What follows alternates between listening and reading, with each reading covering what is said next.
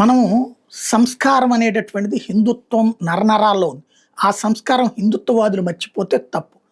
ఆ తప్పుని ఎత్తి చూపెట్టడానికి హిందుత్వవాదులే సిద్ధంగా ఉంటారు.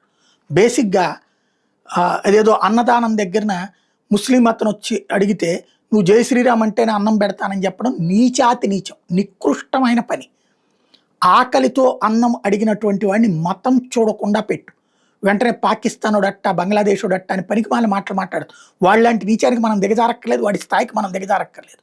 చేతనైతే అన్నం పెట్టు, లేకపోతే మూసుకు కూర్చో. అంతేగాని అన్నదానం చేస్తూ అన్నానికొచ్చినటువంటోడిని నువ్వు హిందువు అయితేనే పెడతాను, లేకపోతే గనక ఇట్లా పెడతానంటే అది కట్టర్లకి కూడా అంగీకరించరనుకుంటున్నా నేను. ఎందుకంటే హిందూ సంస్కృతి సంప్రదాయాల్లోనే అన్నదానం ఉంది, ఆహార దానం ఉంది, మంచినీటి దానం ఉంది. దానం అనేటటువంటి సేవ అనేటటువంటి హిందుత్వంలోనే ఉంది. ఆ హిందుత్వాన్ని తప్పుడు మార్గంలోకి తీసుకెళ్ళి మన మీద తప్పుడు ఇంప్రెషన్ క్రియేట్ చేసుకోవాల్సిన అవసరం లేదు. ఎందుకంటే తాజాగా ఆహార పంపిణీకి సంబంధించి వస్తున్నటువంటి ఒక వీడియో నేపథ్యంలో మనం ఆలోచించాల్సిన సందర్భం.